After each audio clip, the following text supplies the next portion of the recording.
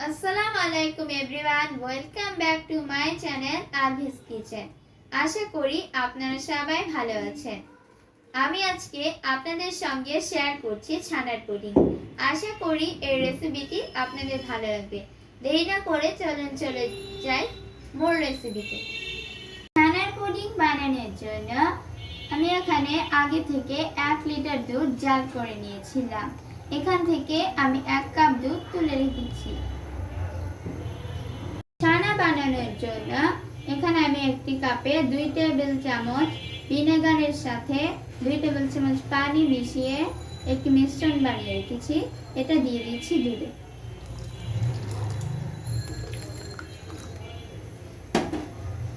দেখুন কি সুন্দর ছানা হয়ে গিয়েছে।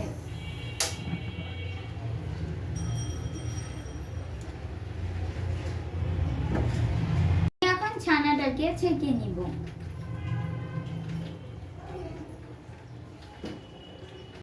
নরমাল টেম্পারেচারের পানি দিয়ে ভালোভাবে ধুয়ে নেব, এতে ভিনেগারের গন্ধটা থাকবে না। ছানাটা ধোয়া হয়ে গিয়েছে। পুডিং বানানোর জন্য আমি এখানে একটি বাটিতে 4টি ডিম নিয়ে নিয়েছি। ছানার সাথে ডিমগুলোকে অ্যাড করে দিয়েছি।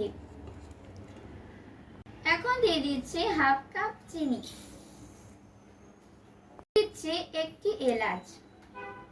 এখন দিচ্ছি আগে 1 লিটার দুধ থেকে যে 1 কাপ দুধটা আমি আলাদা করে রেখেছিলাম সেই দুধটা। এগুলোকে এখন একটু ব্লেন্ডার জারে ব্লেন্ড করে নিব। ডিম ও দুধের মিশ্রণটাকে ব্লেন্ড করে ছেঁকে নিয়েছি, কারণ এখানে আমি যে এলাচটা দিয়েছিলাম যাতে সেটা আলাদা হয়ে যায়।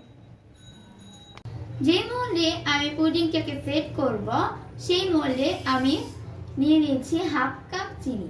এখন আমি এই চিনিটাকে ক্যারামেল করে নেব। ক্যারামেলটা তৈরি হয়ে গিয়েছে। এটাকে এখন ঠান্ডা করে সেট করে নিব।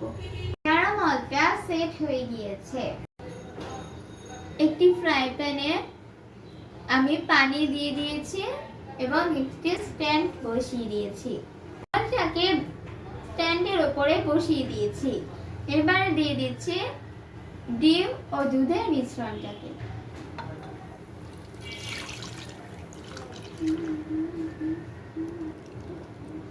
এরকম একটা ঢাকনা দিয়ে ঢেকে দিচ্ছি। এখন উপরে দিয়ে দিচ্ছি প্যানের সাথে যে ঢাকনাটা আছে সেই ঢাকনাটা। ঢাকনায় ফুটো থাকলে অবশ্যই সেটা কোনো কিছু দিয়ে বন্ধ করে দিতে হবে।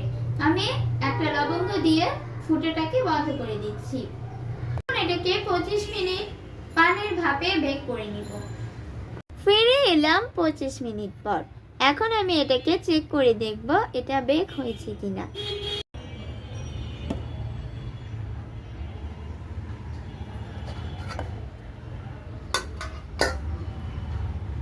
এর মধ্যে একটা টুথপিক ঢুকিয়ে দেখব, যদি টুথপিকটা ক্লিয়ার বের হয় তার মানে এটা হয়ে গিয়েছে। যদি না হয় তাহলে আরো 5 থেকে 10 মিনিট দিতে পারেন। পুডিংটা বেক হয়ে গিয়েছে, টুথপিকটা একদম ক্লিয়ার। তৈরি হয়ে গিয়েছে ছানার পুডিং। আশা করি আপনাদের এই রেসিপিটি ভালো লেগেছে। যাদের এই ছানার পুডিং রেসিপিটি ভালো লেগেছে তারা অবশ্যই লাইক, কমেন্টস ও শেয়ার করতে ভুলবেন না। সেই সাথে আমার চ্যানেলটি সাবস্ক্রাইব করার অনুরোধ রইল। আজকে এই পর্যন্তই। সবাই ভালো থাকবেন। আল্লাহ হাফেজ।